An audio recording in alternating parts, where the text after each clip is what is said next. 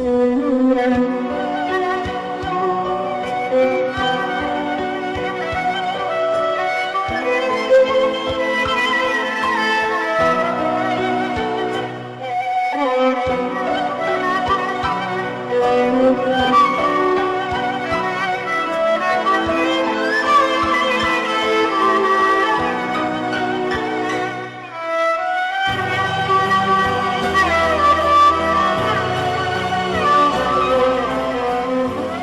the name of the Father, and the Son, and the Holy Spirit, one God. Amen. The 5th week of Lent, and we have the story of the paralytic man by the pool. Last week we had the Samaritan woman, and we looked into how Jesus actually quenches our thirst. Today we read the story of the Lord going into Jerusalem, into a specific place. And that place is Bethesda. In Hebrew it's hesda. And the word hesda is a very important word for the Jews. They understand what the word is. And it's really important. The hesda is a summary of the whole story of salvation, from beginning of creation to the end. If you want to summarize the whole Bible in one word, would be hesda. Why hesda is important? Maybe you heard about Hasidic Jews. You know, the Jewish people with you might see them here, with the side locks and the hats and the coats. They call them Hasidic Jews. What hesda means is a complex word. It's very difficult to translate it with one word. Hesda means fidelity, faithfulness. The relationship, how you describe a relationship within the family. Like what a brother should hold for his brother or his parents or his kids is hesda. Faithfulness, you can say, fidelity. It's this base that nobody talk about, but it's implied in all the relationships. It's implied. You can rely on your parents, you can rely on your siblings, you can rely on your kids, and you trust that they will actually be with you when you are in trouble. So this is important that John is actually bringing us this pool with the name to tell us something, and I'm going to do two things today. There is something Jesus here is happening with him to prepare for the cross. This is the first encounter Jesus is going to have that not very good in Jerusalem. The first time he's going to go to Jerusalem and be yelled at, fought with. So what happened? So Jesus, it was a feast. In the feast of the Jews, all the males should be in Jerusalem. So he went to Jerusalem, it was very crowded. And then there was a place called the Pool of Bethesda by the Sheep's Gate. There's a gate called the Sheep's Gate. And it has 5 porches. Why would John be interested to tell us how 5 porches? When you have the number 5, what comes to mind as a Jew? Who or what number 5 represents? Moses. Why? He gave them the Torah, and the Torah is made of 5 books. That's Moses. All there. And Moses is the one who made the covenant between them and God to have this hesda. And it's very interesting. We're going to go into Moses today and see what did God do to show this hesda, this faithfulness. God was faithful, very faithful. So you have a pool with 5 porches. That represents Moses and the old covenant, the old hesda, the old faithfulness. By this pool, porches, I can imagine it like I don't know, we don't have train stations here. You have in Cairo, Mahatat Masr. It's porches, those paved, raised stages, and the trains go in between. So imagine those stages are raised up, but instead of trains in between, there is water. Once a year, that's the faithfulness of the Old Testament, God in the Old Testament. Once a year, they believe, an angel come from heaven, they don't know which day, nobody knows. And all of a sudden the water is troubled, stirred, waves. So what happens when this is realized? Might be at midnight, might be early morning, might be in the middle of the day. A race, a marathon, immediately begins. Everybody is trying to rush to be in the water first. Because the first one who dip himself in the water, whatever sickness, no matter what, might be cancer. You go in the water, he's healed or she's healed. Among those, there is a one who is paralyzed. That's the problem. So he's sitting there, watching it happening every year, and he cannot enter the race. Why? Simple. Because the means to his healing is his legs, and his legs are not well. So how he's going to be healed? For this one, it's hopeless. And that's why you hear it in his words when he talked to Jesus, and Jesus saw him. I mean, apparently Jesus is going for him. The one that he cannot have a chance. He has no hope of getting healed because he has no legs. So he was there for 38 years. Anybody knows? The 38 is commonly known. Every commentator will tell you about this. What is 38 years? Okay, so we said the 5 portions immediately reminds the Jew is of the 5 books of Moses. But what about 38 years? If you go back to the Numbers, book of Numbers, from the time they crossed the Red Sea to the time they entered the Promised Land, it is 38 years. So this story, St. John does this a lot. He talks to Jewish audiences. So the Jews actually understand these things. He says 38 years, in their mind immediately they think of the wandering in the desert. So there's something about this more than just the table of comparison. There's something more to it. So Jesus saw him, and he knew that he had been long time, and he asked him, do you want to be cured? Apparently Jesus is waking up his hope. And he gives the answer that actually breaks anyone's heart. Sir, I have no man to put me into the pool when the water is stirred up. But while I am coming, apparently he's crawling, pulling with his hands. While he's trying to do this, another steps down before me. Please don't feel bad for this guy. He's not good. I'm going to show you. So Jesus actually didn't need to do anything. He's here to carry him. He's going to heal him. Rise, take up your bed and walk. And immediately he did that. It was on the Sabbath. He's in Jerusalem. The Pharisees and the Jews in the area said, what are you doing? You're carrying your bed on the Sabbath. You know the Jews don't really do anything on the Sabbath. Not even push a button. Not even turn on the stove. Those of you who are old enough and lived with Jews in Egypt, in Cairo, Alexandria, you know your Jewish neighbor would call you on the Sabbath to turn on their stove because they themselves cannot turn it on. Or they call you to turn off the light because they themselves cannot turn off the light. They're not supposed to do any of that stuff. So he has done something they're not supposed to do on the Sabbath. And then you cannot do that. Then he said, this person that cured me told me carry your bed. So they asked, who is that? And the man said, I don't know. I didn't get a chance to ask him. It was all done in a hurry, very quickly. Boom, boom, I was awake. I was walking on my feet and carrying my bed. And Jesus withdrew. He did not really give a chance for him to be known, or he didn't want to have the commotion of the whole pool running to him and say, we want to be cured, everyone. He came for him. And then he found him in the temple, and on the other side of the city, in the temple. He said, now you see you have been made well, sin no more. So very clear, this man problems came from. I want just to keep this in mind. Sometimes you say, no, this is wrong, this is not a good teaching. No, it is a good teaching. Sin brings calamity.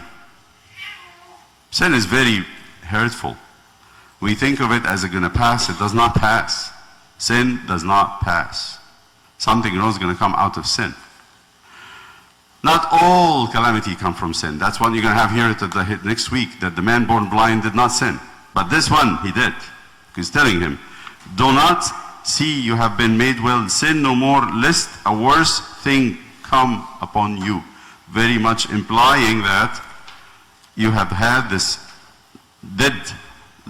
deadness of your legs because of sin.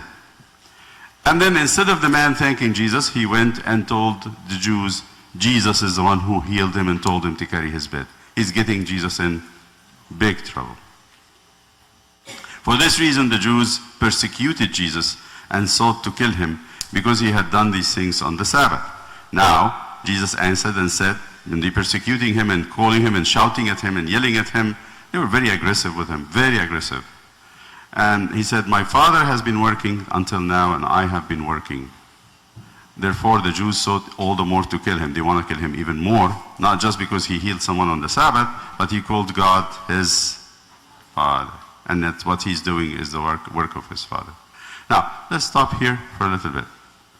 First of all, Jesus is going to this man because he is the most fortunate or the least fortunate. He is the most miserable of all those on the pool. The whole pool is miserable people. Don't get me wrong. But this man is much more miserable than any one of them because he has no means of getting even a chance. And he's losing hope. So Jesus goes out of what? What moved the Lord to go to this man? Pity and compassion that comes out of more than that. But do you think Jesus did not know this is going to end up being trouble for him? Did he know that when he's going to this man, the Jews will persecute him for doing something nice? Did he or he did not know? He knew. What do you call that? Who would go to be in trouble for the sake of someone in trouble? A father, a mother. That's what we call that. Hesed. That is hesda. That is the faithfulness of God. That he would do the good even if it gets him in trouble. Are you going to see it from now? This is the first one. This is in the Gospel of St. John, the first encounter of Jesus with the Jews that will bring him the cross at the end. There are 3 incidents of the Gospel that actually prepare for the cross. This one, and the next one is going to be the Lazarus. Okay, the first one is after that is a man born blind. And then the third one is going to be Lazarus. Those 3, one after another, is escalating. He's just turning on the heat. More and more confrontation, more trouble. And each one of them, he's doing something good. He's doing something good for this man. He's going to do something good for the man born blind. He's going to do something good for Lazarus by raising him from the dead. So that's the faithfulness. That's the hesda. And here, St. Stephen actually comes in, and Stephen, the deacon in the book of Acts, he says, tell me which one of the prophets who came to do you good and you did not hurt. Let me show you the first one I want to show you. But just bear with me as I bring in the stories. The story is from Genesis, and this one is a famous one. You all know it.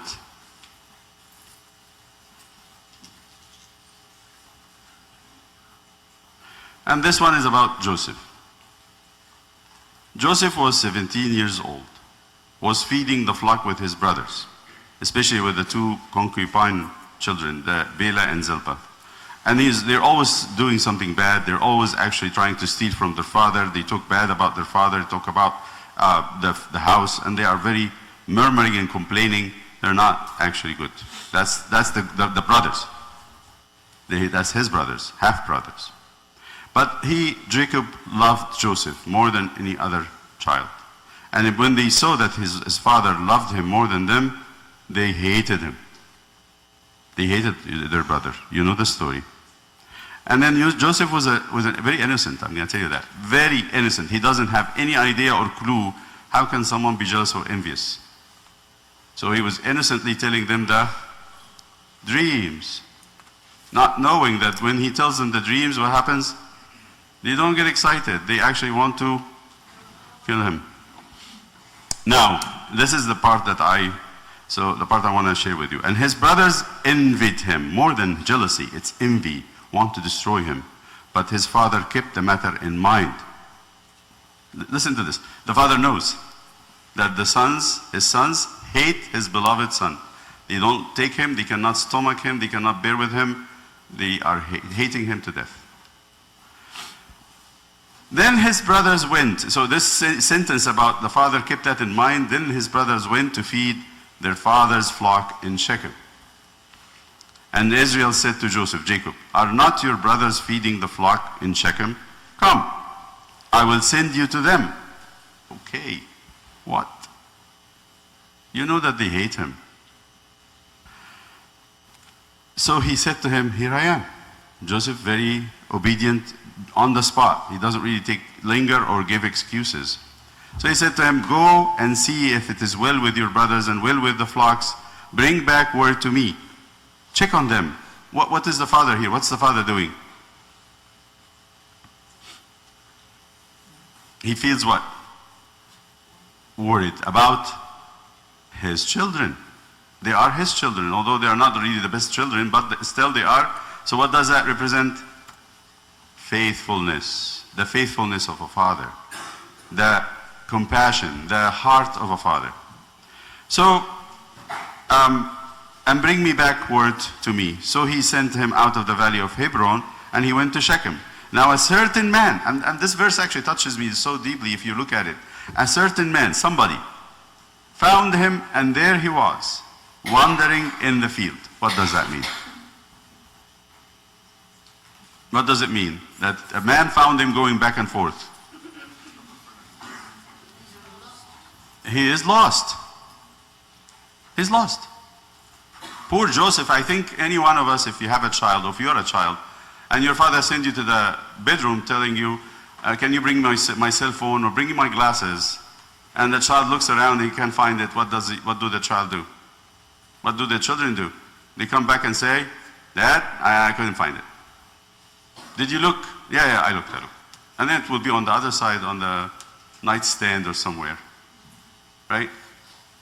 Do you expect that? That actually, Joseph he's not interested to make his father appease him and just make him stop giving him jobs. He wants his father intention. What is the intention of my father? Is to check on my brother. I'm not going back until I find them and check on them. That's what it is, even if I got lost. What do you call that? There's three relationships here.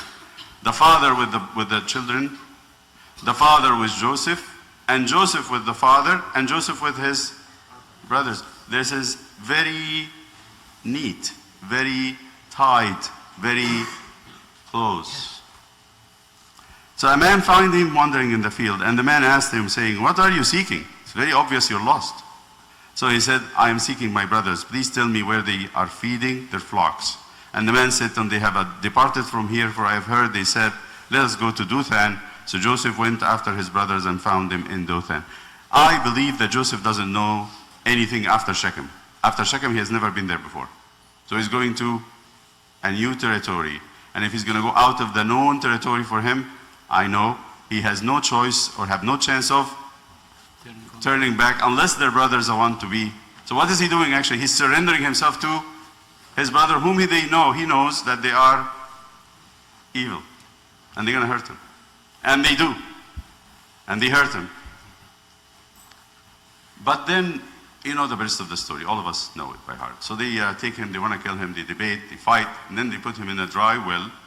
The whole night, Joseph, from the end of the story, is screaming, brothers, take me out. My father will die if I don't go back to him. Don't hurt my father. He's not worried about himself. Later on, he said, you meant it for evil, but the Lord meant it for good, to save you. Because if I'm not in Egypt, you would have no place to go when there's famine. So this is how, first of all, Joseph is doing good by going to check on his brothers, by giving them food, by bringing comfort to his father. That's his work. But he knows as he's doing it, he's going to be hurt. And as they hurt him, they're doing the will of God that will actually be even more good coming out. Not just that he would check on them and go to his father. Forget about this one. They're going to have the whole family, 70 people going to Egypt and living there 400 years. Keep that in mind. So Jesus is actually going to the pool of Bethesda to serve one man. But this will be the beginning of preparation for the cross, where he is going to save the whole humanity. But how is that going to be accomplished? By the hurt the Jews were planning for him. So he's going to serve, and he's not turning back because of this hesed, because of this faithfulness. The second story I want to say, and I'm not going to keep you here for, but that's the same thing. This is what Saint Stephen, the deacon, had actually recommended that we read, not me. It's from 2nd chapter of Exodus. Here we go. Not done yet. Now it came to pass in those days, when Moses was grown, that he went out to his brethren and looked at their burdens. Just remember, this Moses is grown up in, he was grown up in Pharaoh's palace. He does not need to go anywhere. He has everything he needs, food, drink, honor, respect, anything. But he went to go and check on his, which are Israelites, the people of Israel. Why is this happening? Actually, that's why God picked Moses. Why is this happening? Because Moses has faithfulness. He is faithful. Even if he lives somewhere else, he's always thinking about them. Do they really deserve it? I want to see.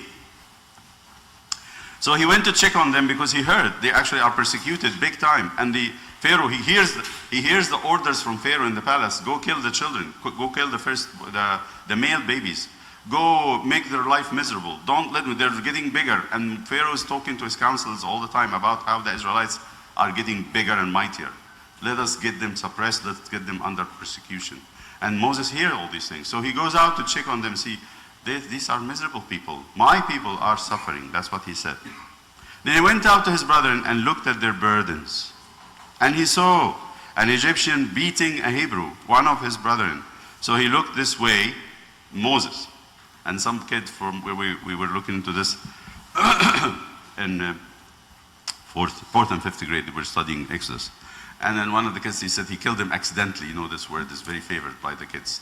Accidentally, he killed the Egyptian. He didn't kill him accidentally. He was looking this way and this way. What does that mean? It's actually premeditated. He's thinking to kill him. And he looked this way and this way. And when he saw no one, he killed the Egyptian and hid him in the sand. Why is he doing that? And putting himself at a great risk to relieve his brother, to relieve an Israelite. And when he went out the second day, look at this. Two Hebrew, now not Egyptian and Hebrew, two Hebrew men were fighting, and he said to one of that who did the wrong, said, there's really one not fair, and the other one is being persecuted. So he said, why are you striking your companion, your brother? And the man answered and said, who made you a prince and a judge over us? Do you intend to kill me as you killed the Egyptian? So Moses feared. And this man went and told who? The Egyptians. And now Pharaoh knew about it. Look at the end. So Pharaoh, when Pharaoh heard of this matter, who would tell Pharaoh? Because he looked, there was nobody. It has to be one of the two. Guess which one would tell on him? The one who was threatening him. He said, do you want to kill me like the Egyptian yesterday?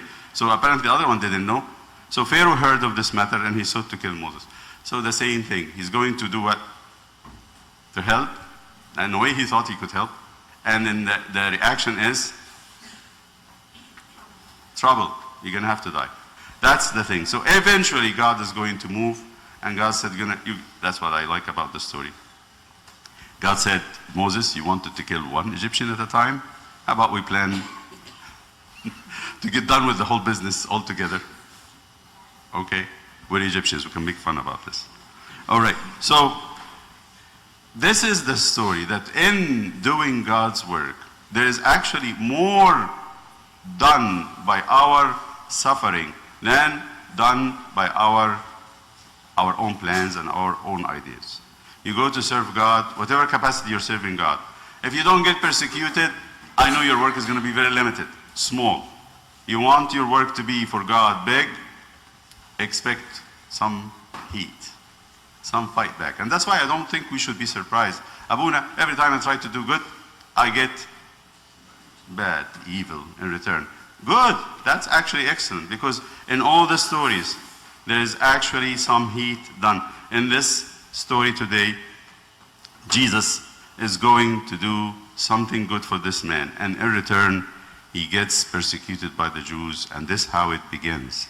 The beginning of salvation for us. What does the healing of one man mean? What's the killing of one Egyptian mean to Israel? Nothing. But God sees this.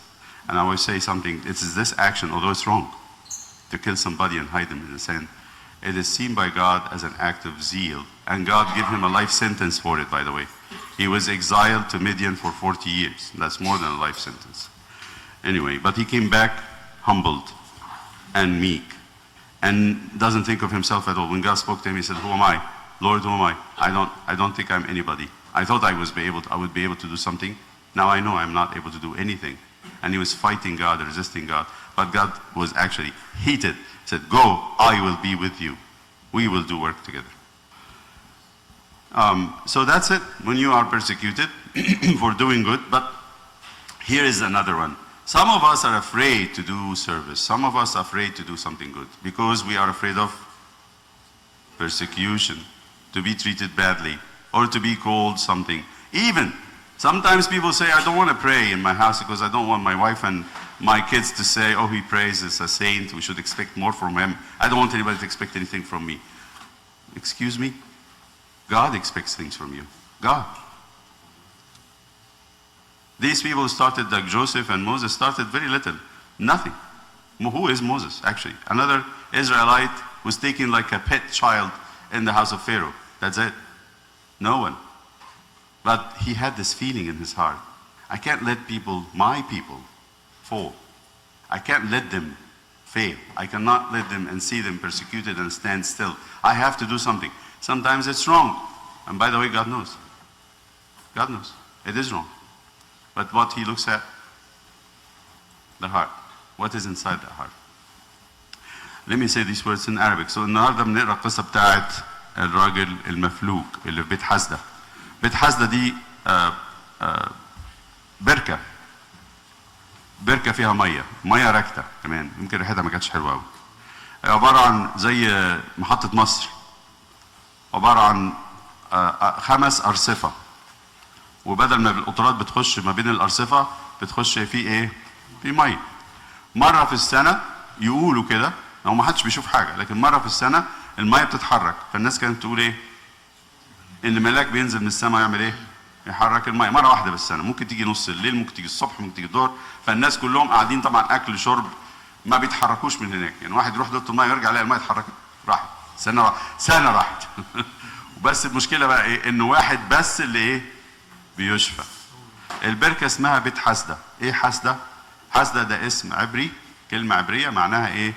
الوفاء الأسري أو الإخلاص أو الثقة أو الاعتماد، معنى صح المشاعر اللي بين الأسرة وبعض. دايما في دماغنا كده لما الدنيا تكركب عليا أروح عند أمي، أروح عند أبويا، معناها إن هم دايما هيفضلوا لي موجودين، أو عند ولادي أو عند أخويا. فالثقة دي مبنية على حاجة اسمها روابط أسرية، هي دي حسدة. فلما يجي ربنا يسوع المسيح رايح بالبركة دي ومنشن على واحد بالذات، وما راحش ما شافهاش كل الناس هناك، منشن على واحد بالذات. ليه الواحد ده؟ الراجل قالها. هو الراجل أصلا إيه؟ والقديس يوحنا حطها بطريقة ظريفة قوي. الراجل أصلا إيه؟ مفلوج. طب أمال إزاي بيشفي البني آدم؟ إن يجري يسبق كل الناس ويرمي نفسه فين؟ في المية لما تتحرك. طب واحد مفلوج هيجري إزاي؟ حتى لو هو قاعد على طرف البركة، واحد أسرع منه يزق الرصيف وينزل في المية. فرايح ربنا لمين؟ لأتعس واحد فيهم، لأنه هو قالها، قال ليس لي أحد يلقيني في الماء في البركة لما تتحرك الماء. يعني معناها أنا مش قادر أساعد نفسي، ومفيش حد قاعد جنبي منتبه لي ليل نهار عشان يزقني في المية لما تيجي البركة تتحرك. هنا في آخر القصة دي ما يصعبش عليكم الراجل، أنا برضه عايز أقول لكم كده، الراجل ده عنده مشكلة، هو مش حلو قوي زي ما احنا بنفكر. ليه؟ هو لما ربنا يسوع المسيح كان يوم سبت شفاه وقام، راح قال لليهود، اليهود شافوه قالوا له انت شايل السرير بتاعك ليه؟ بالمناسبة دي قواعد يهودية بتاعت الربايز، ما حدش يقدر يشيل حاجه ويخرج من الباب. هي الباب دي المشكله الكبيره جدا. يشيلها جوه الاوضه ماشي، هينقل الكرسي يقعد عليه حاجه زي كده، لكن يشيله وينقله جوه الباب في الشيل بالذات دي خطر، تنقض السبب. فقالوا له انت شايل البتاع ده وطالع بره البركه. هو اللي قال لي، شافاني قال لي شيل الكرسي السرير بتاعك وروح بيتك، فلازم اخرج من الباب. فقالوا له الراجل ده ايه؟ مش من ربنا. اسمه ايه؟ قال لهم ما اعرفش. فجه يسوع لقاه في الهيكل الناحيه الثانيه، قال له ها قد انت برأت، انت خفيت، لا تخطئ ايه ايضا. يعني السبب لئلا يكون لك اشر. يبقى معناها ايه؟ ان اللي حصل له ده 38 سنه ايه؟ بسبب ايه؟ شر هو عمله. فلما سأل قال لهم مين اللي بيكلمني ده؟ قالوا ده اسمه يسوع من الناصرة. راح اليهود وقال لهم ايه؟ وهو عارف ان اليهود في كلامهم عن يسوع كانوا مش ايه؟ مش حنينين، ناويين شر. فراح قال لهم دي الجزاء بتاع ربنا في الايه؟ في العمل ده. كتير بقى من القصص دي. فهنا يكلمنا الانجيل على حاجتين. الحسدة معناها الوفاء الاسري، في ارتباط عائلي ما بين ربنا وشعبه، دول شعبه الناس بتوعه. والحاجة الثانية 5 أروقة، لأن 5 ده الرقم بتاع موسى. اليهود عارفين ده.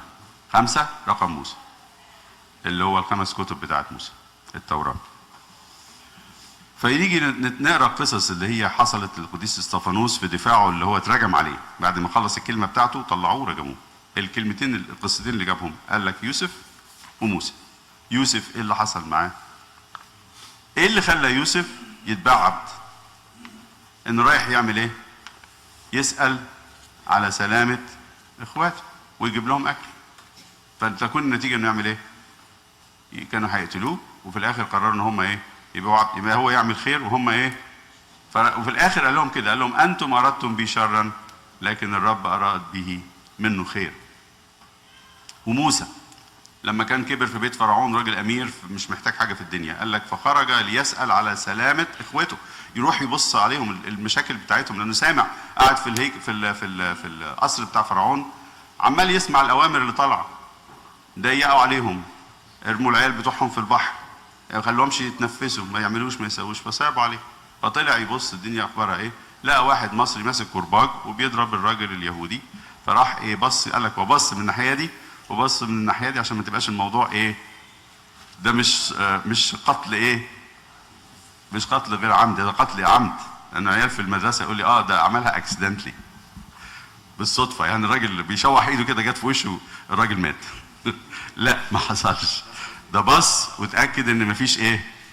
حد باصص، ومسك المصري قتله. تاني يوم اتنين يهود بيتخانقوا مع بعض، فقال لهم انتوا اخوات بتتخانقوا مع بعض ليه؟ هي ناقصه؟ ما انتوا المفروض تشيلوا بعض. راح الظالم فيهم قال له ايه؟ مين اللي قومك علينا قاضي؟ انت عايز تقتلني زي ما قتلت المصري امبارح؟ فموسى ايه؟ اترعب. فبعدين الراجل ده راح وقال لهم ده موسى قتل راجل مصري من عندكم امبارح، راجل يهودي. فمين اللي جاب الاذيه لموسى؟ اللي هو كان بيحبهم، عايز ايه؟ يخلصهم، ينقذهم. نفس القصص هي يعني لو انت قريت القصه دي كشخص يهودي، على طول في دماغك هيجي يوسف وموسى. فالقصه بقى باختصار، يعني في وفاء من ربنا كأب، قلبه طالع من يعقوب. لما بعت يوسف قال له روح شوف اخواتك، انا قلقان عليهم. طب ما انت عارف ان هم ايه؟ بيكرهوه بيغيروا منه، ما ينفعش، ما عنديش حد ثاني يبعته، ما فيش حد اثق فيه انه يروح يعمل القصه دي. ويوسف قال له انا اهو، ابعتني. وراح، ويعقوب عارف ان يوسف هيتاذي فيها، ولما راح عمل اللي هم عايزينه. موسى قعد 40 سنه بره خايف يرجع تاني لغايه لما الملك فرعون مات. القصه دي هقولها القديس، هتفهموها بقى عشان تركبوا الحته دي بقى ليكم انتوا لما تيجوا تقروا الكتاب المقدس. هتقروا القصه بتاعت استفانوس في اصحاح 7 وهو بيكلم الناس. قال لهم كده،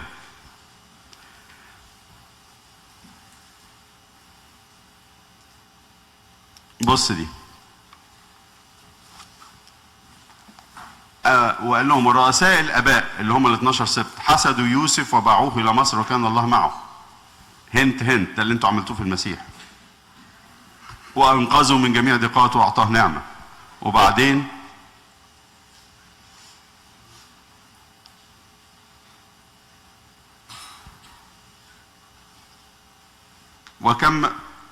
ولما كملت له مدة 40 سنة في القصر بتاع فرعون، خطر على باله ده موسى أن يفتقد إخوته بني إسرائيل، وإذا رأى واحد مظلوم حام عنه وأنصف المغلوب إذ قتل المصري. ده استفانوس في العهد الجديد بعد صعود المسيح. فظن أن إخوته يفهمون أن الله على يده يعطيهم نجاة، أما هم فلم يفهموا. وفي اليوم الثاني ظهر لهم وهم يتخاصمون فساقهم إلى السلام قائلا: أيها الرجال أنتم إخوة، لماذا تظلمون بعضكم بعضا؟ فالذي كان يظلم قريبه دفعه زقه قائلا: من أقامك رئيسا وقاضيا علينا؟ أتريد أن تقتلني كما قتلت أمس المصري؟ فهرب موسى بسبب هذه الكلمة وصار غريبا في أرض مديان حيث ولدت ولا ابنين. في الآخر بيقول إيه في الناس دي؟